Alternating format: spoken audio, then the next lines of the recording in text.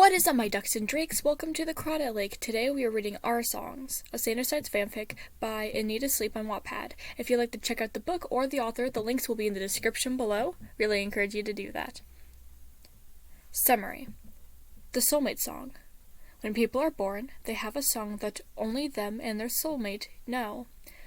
Roman Kingsley is just a simple boy trying to survive the horrors of high school. At home, he's trying to survive the horrors of his brother. One day, as he walks home, he hears someone singing his song. He looks around only to discover that the person singing his song is none other than the son of the feared gang leader, Virgil Vanta. This is going to be a great fic, and here we go. Chapter 1. Soulmates. Most people have soulmates, but learning who your soulmate is isn't easy as finding a mark on your body. No, the souls designed to be together will have a special song. This song is called the Soulmate Song. People that have soulmates share a love song that only they know the lyrics to. This is what makes soulmates so special. The soulmates will share a connection through song, and having a soulmate is rare, but there are few that don't. Often these people don't have romantic feelings for anyone. The only way to tell if you don't have a soulmate is the fact that people that don't have any songs. When your soulmate has died, you will lose memory of the lyrics to your love song. In place, the lyrics to the love song will be replaced with the lyrics to a sad song. Most of the time, these sad songs describe the relationship you and your soulmate had. Science has no explanation to why these songs occur. The best explanation is that of Professor Lauren. These songs are nothing we have an explanation for. I have come to the conclusion that this is not science. The best explanation I can give is that these songs are nothing that the world can control. People are free to call it what they want, magic, destiny, alternate universes, but there is no scientific way to explain it. Finding my soulmate. Roman's point of view. And this is why Isaac Newton didn't have a soulmate, thus is why he died a virgin. Yep, totally not because he was the nerd that invented calculus. As much as I love learning about soulmates, I hate this class. We only learn about the people that don't have them. People that have never had a song in their head connecting them to another person to forever love. The bell rang, and I quickly picked up my books and shoved it into my backpack. Lunchtime. The best time. I quickly ran through the crowd of people to the bleachers and picnic tables outside. I looked around for a moment and spotted my friends. I ran over to the picnic table and sat down. Greetings and salutations. There you are, Roman. Thought you got lost or something. Joan laughed. How could I get lost? I've been here my whole life. I laughed. People sometimes lose their heads and completely forget themselves. My friend, Emile, replied. I mean, especially you. You get so caught up in researching soulmates or drama club or something else that you forget where you are sometimes, Thomas said as he took a bite of his sandwich. Shut up. I laughed and threw a grape at him. The three of them started another conversation as I pulled out my book on my phone. Soulmate songs. The book basically talked about the science, or whatever, behind the songs. I went onto Twitter and looked to see if anyone found their soulmate. Such a beautiful thing, being destined to be together with someone forever. Although most can argue that soulmates are stupid and we should love who we love, I think that they're beautiful. Or maybe it's just the song part of it. I thought back to the morning when I woke up around 4 a.m. and hummed myself back to sleep with my song. I couldn't wait to meet my soulmate. I bet they'd be amazing. Time skip. I looked at the clock, started counting down the seconds. 10, 9, 8, 7, 6, 5, 4, 3, 2, and there's the bell. I put my notebook in my bag as the teacher told us the homework before we all swarmed out of the classroom for the weekend. I put all my stuff in my locker and started heading out. I pulled out my phone and started scrolling through some soulmate stories on Instagram. I hope I find my soulmate someday. I started lightly singing the magical lyrics, making sure that nobody could hear me.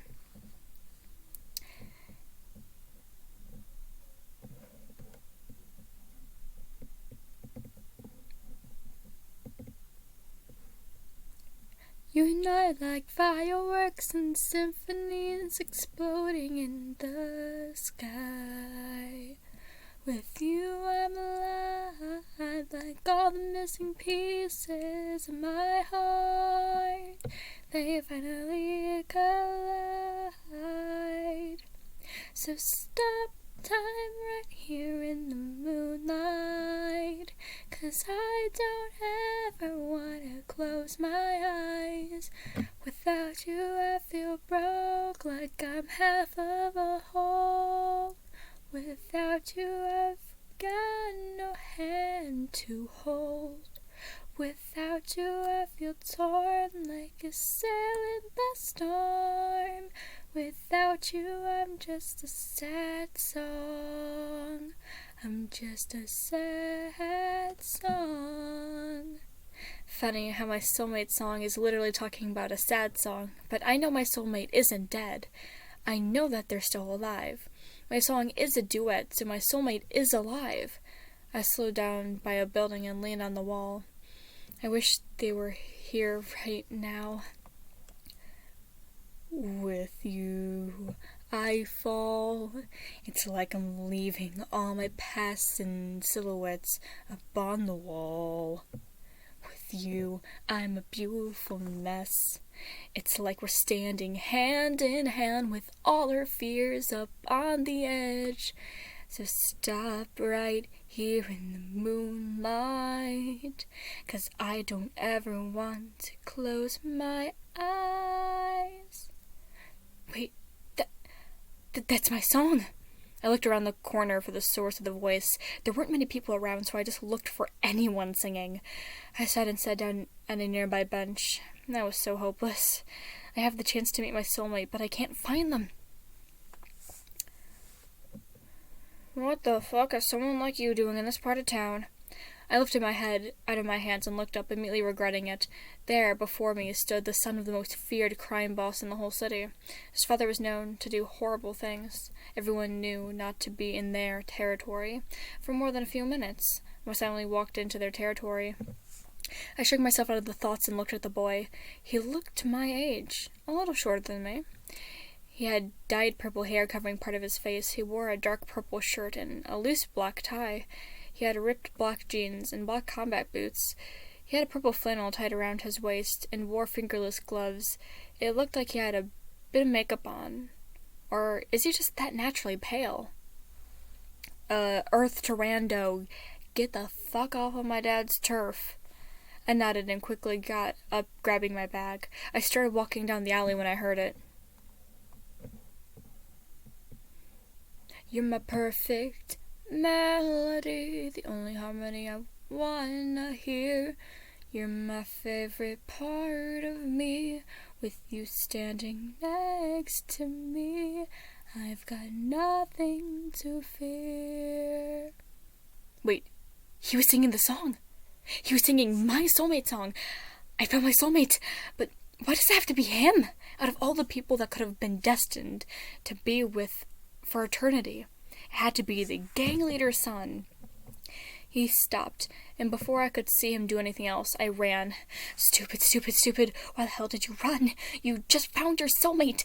I stopped for a second, but shook my head and kept running until I got back home. I ran through the front door and shut it as fast as I could. Then I sat down and started crying. Why was I crying? I had no idea. I should be happy, but there was still a part of me that wished it wasn't him.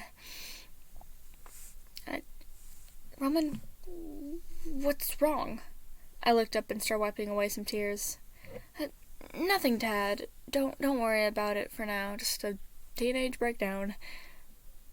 Well, okay. You want to talk about it?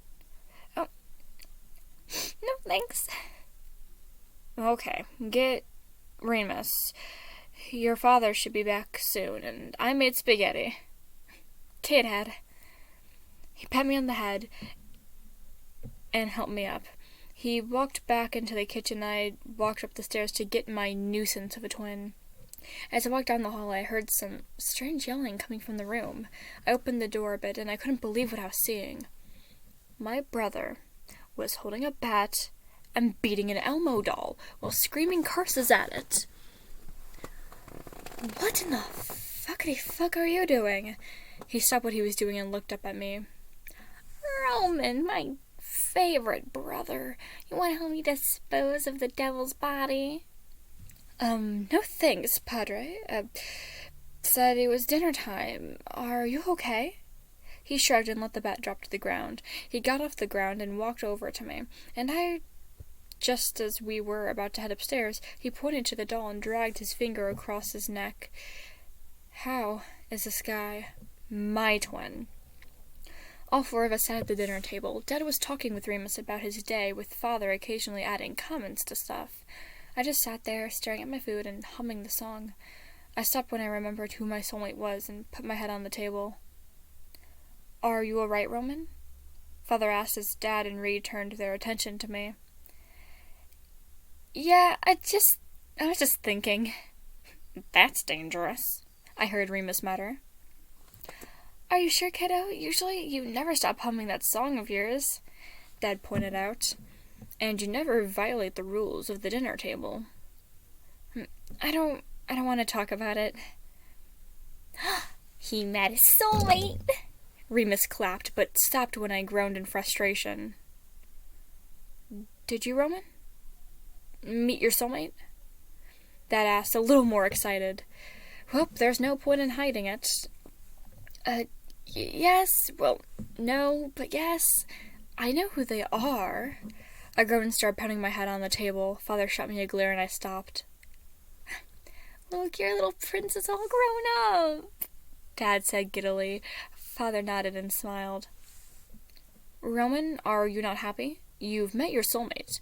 Any other night you can't stop talking about wanting to meet him, and now that you have, should you not be more excited? I sighed and sat up. I just don't want to talk about them right now. I'm going up to my room. I left the table and ran upstairs to Remus and I's bedroom. I fell into my bed and started mumbling to my pillow. Him of all people, why couldn't it be someone more normal? What do I do? Help me, someone. You know, nobody can understand you when you talk into your pillow. Fuck off, Remus, I don't want to talk about it.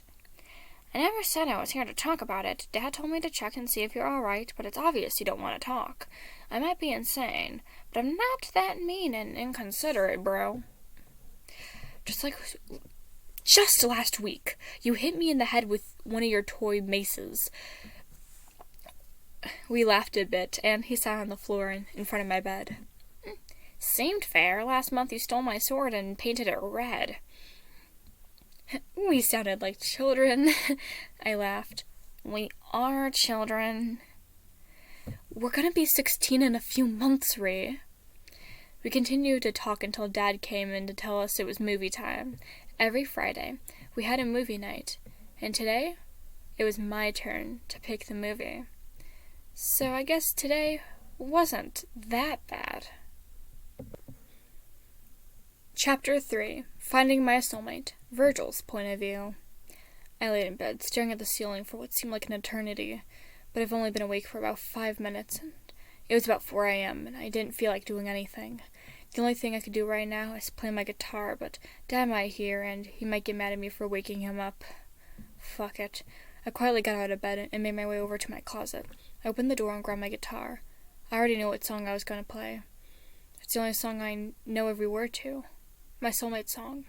As much as I hate the thought of being forced to love someone, I couldn't help but love the amazing songs that came with the random people the universe paired you with. You and I were like fireworks and symphonies exploding in the sky. With you I'm alive. Like all the missing pieces of my heart, they finally collide. So stop time right here in the moonlight, 'cause I don't ever want to close my eyes. I stopped for a moment when I thought I heard footsteps, but everything was silent, so I continued singing. Without you I feel broke, like I'm half of a whole. Without you I've got no hand to hold. Without you I feel torn, like a sail in the storm. Without you I'm just a sad song. I'm just a sad song. I hum the next part. I smile as I did, but I couldn't stop the bit of tears coming. Soulmate songs are duets, so you can't sing them together, but I haven't found mine yet. At least I have one. There are stories in history that tell of people that haven't had soulmates or lost their soulmates before they could even meet them. Just like... I smiled to myself as a few more tears rained down my face and I started singing again. Without you I feel broke, like I'm half of a whole. Without you I've got no hand to hold. Without you I feel torn, like a sail in the storm. Without you I'm just a sad song. You're the perfect melody, the only harmony I wanna hear. You're my favorite part of me. With you standing next to me, I've got nothing to fear. Without you I feel broke, like I'm half of a whole. Without you I feel torn, like a sail in the storm. Without you I'm just a sad song. Without you I feel broke, like I'm half of a whole. Without you I've got no hand to hold. Without you I feel torn, like a sail in the storm. Without you I'm just a sad song. I'm just a sad song. I strummed the last but of the song, and I smiled as the last few tears finished rolling down my cheeks. I smiled to myself and laid the guitar on my lap. All was peaceful. Then there was clapping. I quickly looked up and turned to my door to see my father and brother in the doorway. Not how I'm usually woken up, but I liked it, son.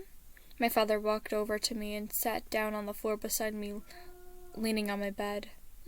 Good job, little bro. My brother ruffled my hair and sat on the other side of me. What time is it anyways? He asked, rubbing his eyes. Around 4:15. Still better than when that happened. My father leaned his head into my mattress and closed his eyes. I looked up at my brother, and he only looked down at me. Neither of us knew what to do. Sure, this has been happening for a long time, but neither of us knew how to comfort father. He barely ever did this in front of us, and when he did, he quickly made a joke to distract himself. I pulled my knees up to my chest and slightly hugged myself. I felt myself drifting back into the abyss of sleep. Right before I did fall asleep, I heard father say something. In bed. You too. Tomorrow's an important day. I woke up and looked up at the time. 7:27 a.m. I looked around to see that I was lying in bed and my guitar has been put back in the closet. I waited for who knows how long until my brother knocked on the door. Father wants you to patrol the territory later. He also said to hurry up and get breakfast. He's got something important to tell us, or some shit. I nodded and got up. I walked over to my dresser and pulled out some random outfit. Purple button-up, black and purple tie, black ripped jeans, purple flannel, and some black fingerless gloves. Purple, her favorite color. I quickly got dressed, loosely tying the tie around my neck and the flannel around my waist. I put on some random pair of black socks and walked down the stairs. A henchman put a plate of food on the table and motioned me to sit. So, how's life, Kevin? How's the wife? He grunted and leaned on the wall. Getting a divorce, huh? She finally found what type of job you're doing? You'll get through it. He smirked, which caused me to smirk. I continued the one-sided conversation as I ate. When I finished, he took my plate and waved me to the TV room. See you later, Kev. Tiny time skip. You're probably wondering why I wanted to speak to you two. My father sat at his desk. The desk, usually empty, except for a handgun, had now 2 files on top of it. I have come to the decision, well, technically it wasn't my decision. He looked down at his hand. the hand that had his wedding ring on it, the ring that brought back so many memories. Father? My brother spoke up and seemed to have pulled Father from his trance. Sorry, anyways, you two have been decided that you will be going to school. He said it like it was nothing, like he hadn't spent a whole life being homeschooled or self-taught, as if we didn't spend half of our lives being taught by some henchman. Excuse me, Father? Did you say we would be going to an actual high school? You heard me correctly. You two will be attending the local high school starting on Monday. He started opening the files and showed us some papers, basically saying we would actually be starting school. Then he opened a small drawer and pulled out 2 boxes and a paper. He put one box in front of each of us and handed it to my brother the letter. He then passed it to me to read. Dear Warren and my 2 favorite boys, I want you to know that I love you so dearly. I will miss you so much when all of this is over. I skimmed over the rest of the letter until I caught one paragraph. I want you boys to go to school at some point. You can't be stuck in homeschool your whole life. But don't worry. School isn't bad. I want you to be brave when you do start. I need you to be brave little boys, I know you are. I finished reading the letter and put it back down on Father's desk. I then grabbed the box. Don't open them yet, boys. I want you to wait. Keep them until you feel it's the right moment. That being said, Virgil, it's almost 3. I want you to go on patrol for a bit. I nodded and shoved the small box into my jean pocket. A little bit later, I walked around the small section of the town. Everyone seemed to be in a rush. Why wouldn't they? Father is the most feared crime boss in town. Everyone knows him, and yet the police still can't catch him. I smirked a bit when I saw a young woman holding her son closer to her when I walked by. I walked down a small alley and started humming the beginning to my song. I thought I heard someone's voice actually singing it, but it might have been just my imagination. Soon, I started singing the song. With you, I fall. It's like I'm leaving all past silhouettes up on the wall. With you, I'm a beautiful mess. It's like we're standing hand in hand with all our fears up on the edge. So stop time right here in the moonlight, 'cause I don't ever wanna close my eyes.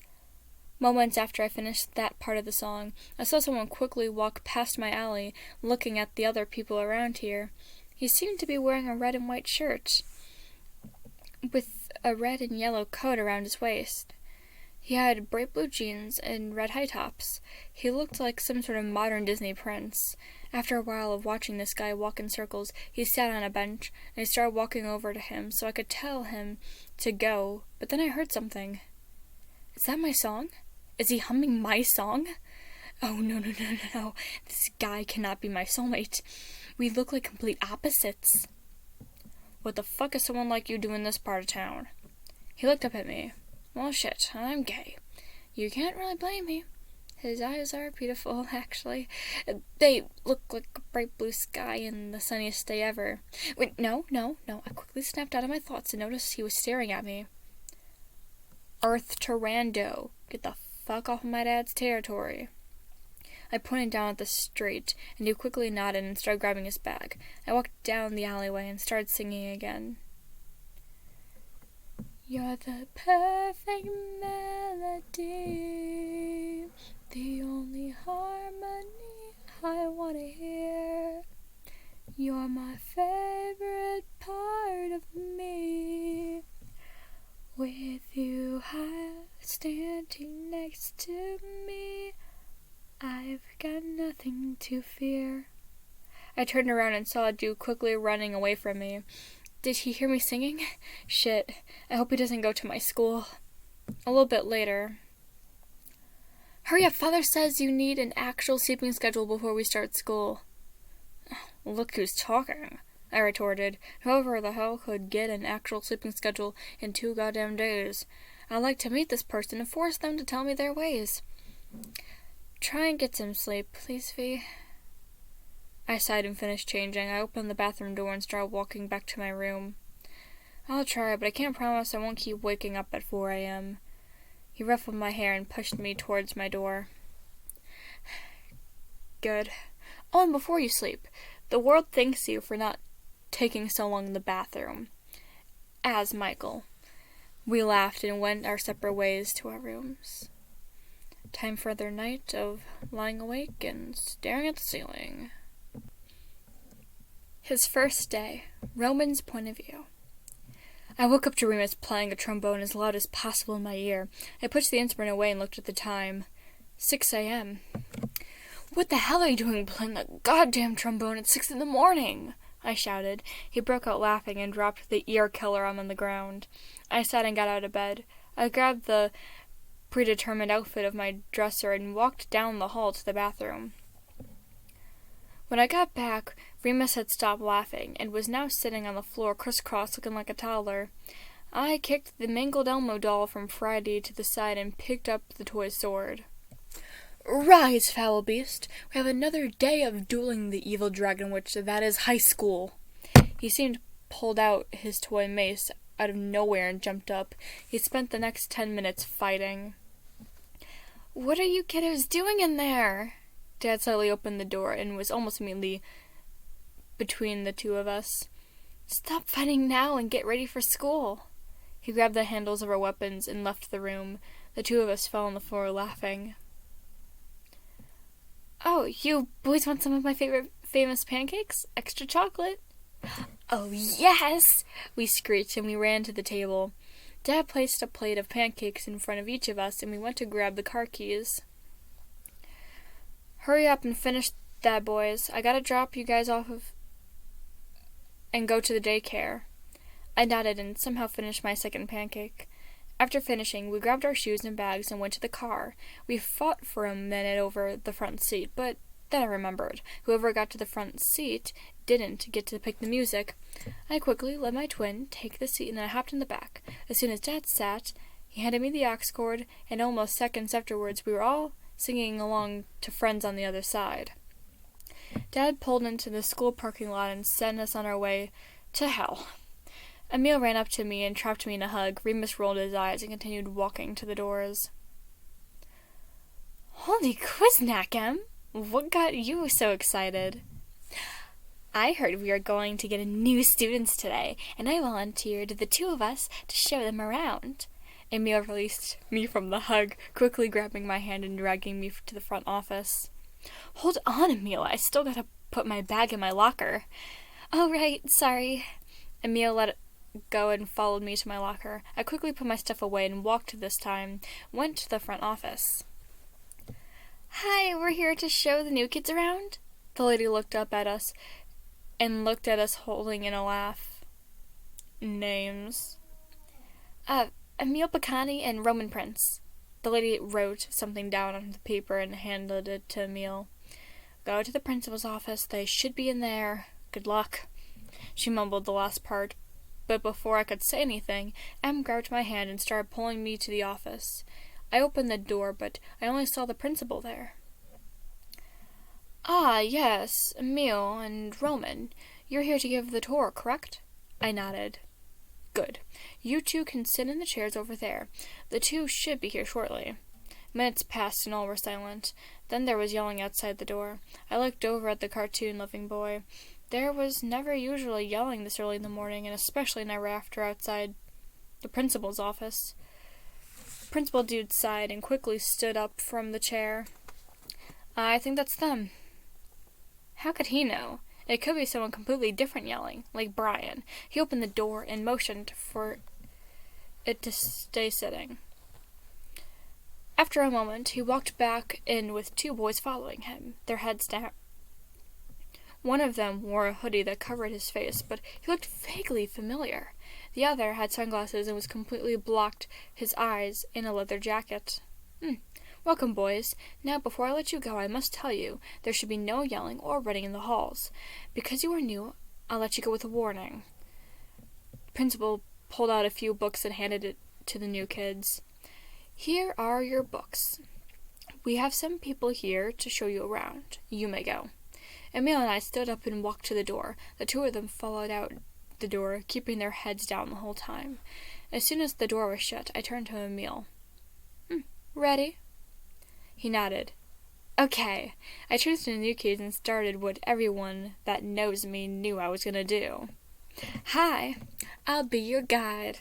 I'll be your GUIDE to the other side. Don't go to the netherworld. Did I say netherworld? I stopped as the two of them raised their heads. I heard Emil gasp beside me. These two were the sons of the gang leader. No wonder one of them looked familiar. I saw him Friday! Oh, this just got 10 times worse. You gonna finish that Beetlejuice, or just stand there staring? The shorter one snapped his fingers in front of my face. Never mind, I mumbled and stepped back a bit. The two laughed and took a step forwards. And don't forget, it's BEEJFU and Jesus. We can't spell. The taller one laughed. I can't believe this. Emil volunteered us to show around a dangerous gang leader's son. One of them possibly being my soulmate, who are now geeking out about Beetlejuice? What has my life come to?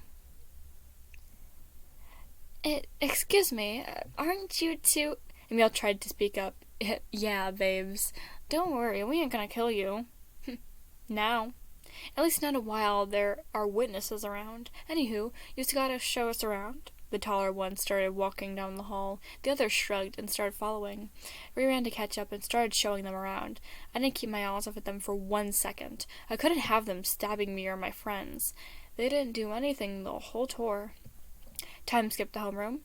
I sat at my desk staring out the window. I couldn't stop thinking about it. The most dangerous people my age are going to mass school. Nothing could make this worse. We have a new student in our class. Don't freak out. This person will not kill you. The class started murmuring about who the new student is, or laughing at the thought of some random new kid murdering them, but I knew. The teacher opened the door and he walked in. The class went silent immediately, and everyone just stared at him. And just smirked. Relax, idiots. I ain't here to kill you. It's not like I chose to go here anyway. Could you please introduce yourself to the class? He nodded and turned back to us. Virgil Vanta. You guys probably already know my father. Now, let me make myself clear. If you look at me the wrong way, talk to me the wrong way, or breathe towards me, I won't hesitate to call someone. The teacher looked a bit afraid, but soon sent him to his seat. The seat that just so happened to be directly behind me. Shit. At lunchtime. No freaking way. Why? Thomas and Joan looked at us. As if I know. I just know that this is bad and everyone should watch out for them. 5 minutes passed of silence until Thomas broke it. How about we lighten the mood? Roman, care to sing that amazing song of yours? I hesitated. He might hear and literally murder me. He doesn't seem to like the type of person to be happy about knowing I'm probably their soulmate. But these guys don't know that. You know, fine. You and I, we're like fireworks and symphonies exploding in the sky. With you, I'm alive. Like all the missing pieces of my heart, they finally collide. So stop time right here in the moonlight, 'cause I don't ever wanna close my eyes. I got caught up in the song, and now I stood on the picnic table with my eyes closed, lost in song, so I didn't notice when certain people came outside. Without you I feel broke, like I'm half of a whole. Without you I've got no hand to hold. Without you I feel torn, like a sail in the storm. Without you I'm just a sad song. I'm just a sad song. Without you I fall. It's like I'm leaving all my past in silhouettes upon the wall. Without you I am a beautiful mess. It's like we're standing hand in hand with all our fears up on the edge. So stop time right here in the moonlight, 'cause I don't ever want to close my eyes. Everyone, including me, looked over, and I could not begin to explain what shock and horror was painted on their faces. Even the taller one, Remy, I think his name was, looked shocked. Everyone that was sitting outside at the picnic tables were now looking at the two of us. "Well, don't leave me hanging, dude," I heard him whisper as he walked up to our table. I hesitated before I started singing again. "Without you, I feel broke, like I'm half of a whole. Without you, I've got no hand to hold. Without you, I feel torn, like a sail in the storm. Without you, I'm just a sad song. You're the perfect melody, the only harmony I wanna hear. You're my favorite part of me. With you standing next to me, I've got nothing to fear.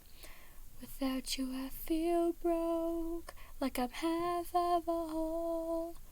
Without you, I've got no hand to hold. Without you, I feel torn, like a sail in a storm. Without you, I'm just a sad song. Without you, I feel broke, like I'm half of a whole. Without you, I've got no hand to hold. Without you, I feel torn, like a sail in the storm. Without you, I'm just a sad song. Ooh, ooh, without you, I'm just a sad song." His First Day, Virgil's Point of View, Chapter 5. My eyes shut open with the chorus to "Bring Me to Life" blared in my ears. I sat up quickly as possible to see that there were 3 speakers on my bedside table and 1 speaker at the foot of my bed. I quickly turned off the speakers and opened my door to see Remy standing there, smiling like an idiot. "Oh, good morning, little bro." 1, I hate you. 2, don't ever wake me up like that again. And 3, I'm only a year younger than you, so shut the hell up. I stuck out my middle finger and stormed back in my room and slammed the door. I sat back on my bed and started rubbing the sleep from my eyes. Wait, what day was it? Wait, Monday! Should I have school? I quickly stood up and ran to my dresser, pulling out the first outfit that caught my eye. Black jeans, purple shirt, black and purple hoodie? Yeah, black Converse, and black fingerless gloves. As soon as I was dressed, I ran downstairs to see Remy playing on his phone, like he didn't just ask for a death wish. I swear, if Jean weren't here to tell Father, I would punch you. "I can't hear you, I'm up here," he responded smugly. "That's it. You can't insult my clothing, you can insult my sleep schedules, you can even insult my mental problems, but you do not insult my height." I kicked him, right where it hurts. "Bitch!" I walked over and grabbed my black backpack and started towards the door. A little bit later. "I think you bruised my shin." "Serves you right for calling me short." "Both of you, stop. I don't need any trouble between you, and please do not cause any trouble at school. Now, Matt, here will be at the school to pick you up later. If I find out that you two have caused any disturbance, I will personally be there to punish you." Father was on video call when Matt drove us to school. "He acts like we're 5, I swear." Matt grunted, letting us know we were here, and hung up the phone with Father. Remy and I walked up to the front doors, avoiding any and all contact with anyone that was still outside. I wish I could say the same about inside. "Hi, you must be new. My name is..." I looked up at them and shot my most threatening death glare. You're...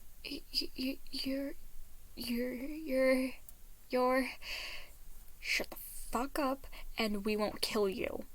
The kid nodded frantically and started speed walking away. Remy chuckled and started leading me to the nearby office-like thing. Hello, you must be the new kids, Remy and Virgil." We nodded. "Here's your schedules. The principal's office is right down the hall to your left. He has your books and some tour guides waiting for you." And boys, please don't threaten people like your father did trying to get you in the school. Remy and I walked away and soon started laughing. Of course, father had to threaten people. He's a fucking gang leader, for heaven's sake. No one would let his children come to their school if he didn't threaten them. We were walking down the hall when I noticed some kids pointing at us and whispering, "Fucking cunts." I nodded Remy and pointed to them. I had to strain my ears, but I heard part of their conversation. "I bet those bitches are gonna kill the whole school." "No shit, they're probably gonna kill the first people to even look at them." "Yo, if you're gonna talk shit about someone, make sure they can't hear you." "Seriously, Remy, now you're making a scene." "Well, it's true. I bet you bitches are gonna murder me right now. Bitch, I ain't here to murder y'all, but I can do so if I can mess with me or my brother, or I swear I will drag you all the way to hell myself." "Enough!" I turned around and saw a fairly tall man wearing a suit. Shit, it's probably the principal. The man went on scolding Remy and the other two that were yelling at us. Then I introduced myself. "I'm Mr. Stevens, the principal. Step into my office, please." He led us down the hall a bit, more through the door. Both me and Remy kept our heads facing the ground the whole time, not wanting to interact or attract any more attention. Wait, Remy doesn't want attention? Since when? When we were in the office, he went on about welcoming us or some shit. I wasn't really paying attention, and handed us some textbooks. Then he said something about our tour guides and two kids. How the hell did I not notice these people when I came in? Wait, what? The two people led us outside the office and whispered to each other about something. One of them looked vaguely familiar. "Hi, I'll be your guide. I'll be your GUIDE to the other side. Don't go to the netherworld." Did I say netherworld? I lifted my head to see exactly which one of them was singing. Oh, god damn it, it's him. Quick, say something. They're staring. You gonna finish that song, Beetlejuice, or are you just gonna stand there staring? He looked a little dazed before he mumbled something I didn't hear. The both of them stepped back a bit, and we broke out laughing. Remy took a step forward, slightly turning to me and continued the song. "And don't forget, it's B to WEJFU, geez, I can't spell." We laughed a little more. I tried to continue the song, but I couldn't get anything out without laughing. After we calmed down a bit, the other finally spoke up. Excuse me, aren't you two?" "Yeah, babes, don't worry, we ain't gonna kill you. Now. At least not while there are witnesses around. Anywho, you still gonna give us a show around?" Remy started walking away. I shrugged a bit and followed. The others soon caught up and actually started showing us around. I found Remy in the hallway after the bell rang for lunch. "How's your day going, Rums?" He sighed dramatically and grumbled under his breath. "Yeah, these people are pretty annoying. After scaring everyone shitless in homeroom, I got stuck sitting behind the Beetlejuice kid." I slightly cringed when I remembered the same person might be my soulmate. "At least you'll have someone to talk about Tim Burton with besides me." "I really doubt that. I think he's only seen the musical, if even that." Remy chuckled a bit. We finally got to the cafeteria, and believe me when I say this, it is the loudest place on earth. People were shouting over each other just so they could have a conversation with someone right next to them. Just being in there spiked my anxiety. Remy must have noticed because before I knew it, he was leading me towards the doors that seemed to lead outside. I calmed down a bit when we were outside, but immediately wished I hadn't when I heard what I hoped would never hear come from another person. "Without you I feel broke, like I'm half of a whole. With you I've got no hand to hold. Without you I feel torn, like a sail in the storm. Without you I'm just a sad song. I'm just a sad song." Oh, he was singing my song. God damn it, world. Out of all the people I had to be stuck with my polar opposite. "With you I fall. It's like living on my past silhouettes up on the wall. Without you, I'm a beautiful mess. It's like we're standing hand in hand with all our fears up on the ledge. So stop time right here in the moonlight, 'cause I don't ever wanna close my eyes. Oh, why, brain, why did I sing? I noticed Remy nudged me. He had a shocked expression. Everyone looked shocked. Everybody was now looking at me. I knew this was going to happen. Nobody outside said anything. They were just staring. Even him. Everybody had shocked expressions. Scared. And most importantly, shocked. Did I say shocked? It was quiet. Really quiet. Well, don't leave me hanging, dude. He hesitated before actually starting the next line. Without you, I feel broke, like I'm half of a whole.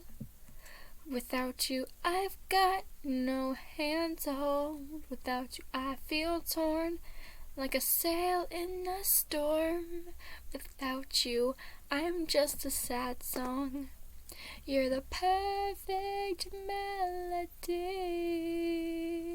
the only harmony I want to hear. You're my favorite part of me. Without you standing next to me, I've got nothing to fear. Without you, I feel broke, like I'm half of a whole. Without you, I've got no hand to hold.